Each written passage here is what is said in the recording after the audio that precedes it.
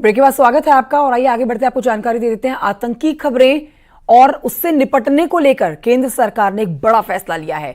अयोध्या में बनने जा रहा है एनएसजी हब। सोर्सेज के हवाले से बड़ी जानकारी आप तक पहुंचा रहे हैं। एनएसजी हब अयोध्या में बनेगा। अयोध्या में कमांडो की होगी तैनाती।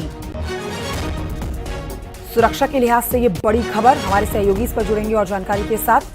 तो देखिए आतंकी खबरें, जिस तरह से अभी कठुआ में भी ऑपरेशन चला है, एक आतंकी को मार गिराया गया है।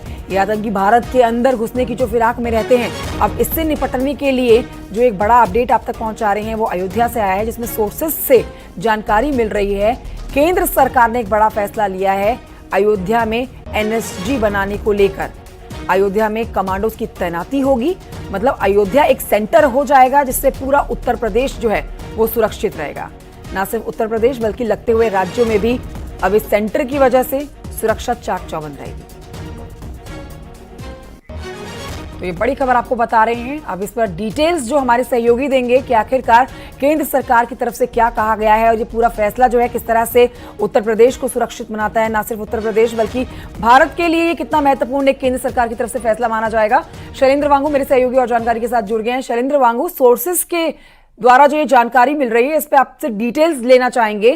केंद्र सरकार ने क्या बड़ा फैसला लिया है? क्या अयोध्या में एनएसजी बनाने की तैयारी है? एमएचए के सूत्रों के हवाले से इसमें बताया जा रहा है कि एनएसजी के ब्लैक कैट कमांडो सब तैनात होंगे अयोध्या में। आपको याद दिला दें कि 26/11 मुंबई हमलों के बाद एनएसजी की जो हब हैं वो देश के अलग अलग हिस्सों में वो क्रिएट किए गए, लेकिन जिस तरह से लगातार जो अलर्ट्स आ रहे हैं और किसी भी तरह के आतंकी खतरे से निपटने के लिए अब अयोध्या के अंदर ही एनएसजी हब तैयार किया जा रहा है और जल्द वहां पर एनएसजी कमांडो जो है वो तैनात होंगे।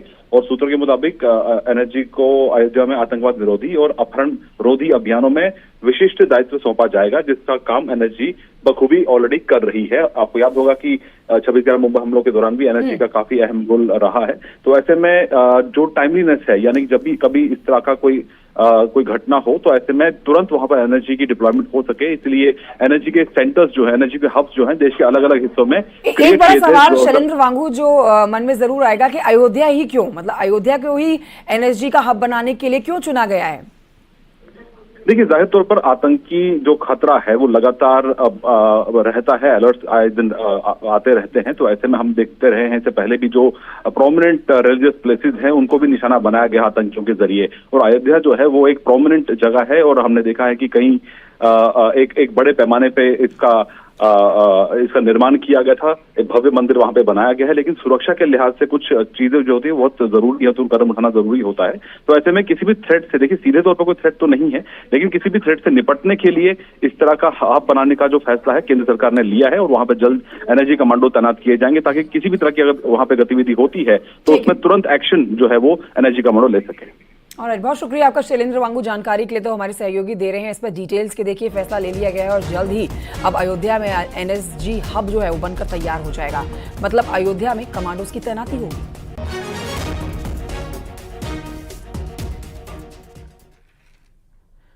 और आइए आगे बढ़ते आपको बताते हैं, आय से अधिक संपत्ति केस में फंसे एआरटीओ ललित कुमार पर ज्यादा उनके खर्चे, उनकी संपत्ति, जिसको लेकर एक्शन लिया गया। एंटी करप्शन कानपुर की जांच के बाद अब मुकदमा दर्ज किया गया है। परिवहन आयुक्त ने भी जांच के आदेश इस पर जारी कर दिए हैं। आगरा में पिछले 2 साल से तैनात हैं ललित कुमार। सैलरी जो उनकी है उससे ज्यादा उनकी संपत्ति है। अब इसी को लेकर जांच बिठाई गई और आपने देखा, जिस पर हमने आपको जानकारी दी कि संपत्ति बेहिसाब है।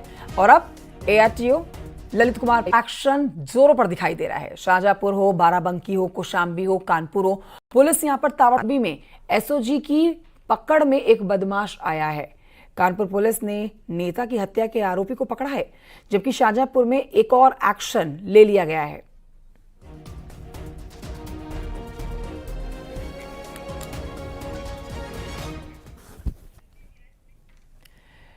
उधर कानपुर कमिश्नरेट पुलिस ने अधिवक्ता और बसपा नेता पिंटू सेंगर की हत्या के मुख्य आरोपी मोहम्मद आसिफ उर्फ पप्पू स्मार्ट को गिरफ्तार किया है। शहर के पूर्वी जोन और सर्विलांस टीम ने आगरा के कुंज विहार में शातिर को गिरफ्तार किया है। शातिर बदमाश पर कई गंभीर धाराओं में कुल 18 मुकदमे दर्ज हैं। यही नहीं, शातिर 123 डी गैंग का सक्रिय सदस्य भी है। अपराधी पप्पू स्मार्ट का नाम उस वक्त चर्चा में तेजी से आया था जब उसने अधिवक्ता और बसपा नेता पिंटू सेंगर की हत्या की साजिश रच के वारदात को अंजाम दिया था। आसिम उर्फ पप्पू स्मार्ट जो जाजमऊ का ही है और इस पे 25,000 का रिवार्ड था, उसकी गिरफ्तारी हुई है। आप सभी लोग जानते हैं कि पुलिस कमिश्नर कानपुर सरकार बहुत स्पष्ट निर्देश है अपराधियों पे सख्त कार्रवाई का, और पिछले 1 महीने से अभियान चल रहा है। उस अभियान में चुनाव के बाद अब हम लोगों के द्वारा इस पर फोकस किया गया है।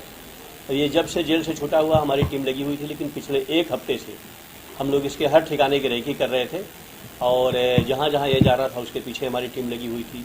सर्विलांस के माध्यम से यशोजी, क्राइम ब्रांच और जाजमऊ की पुलिस, जब इस पर 25,000 का रिवार्ड हुआ तब से हमारी टीम और एक्टिव हुई और फाइनली इसकी जो इनपुट मिली कि आगरा में ये कुंज बिहार में वहाँ पे रह रहा है और वहाँ पे हमारी टीम गई और फिर इसको वहाँ पे उसने अरेस्ट किया, अरेस्ट करके लाई है यहाँ पे जाजमऊ में।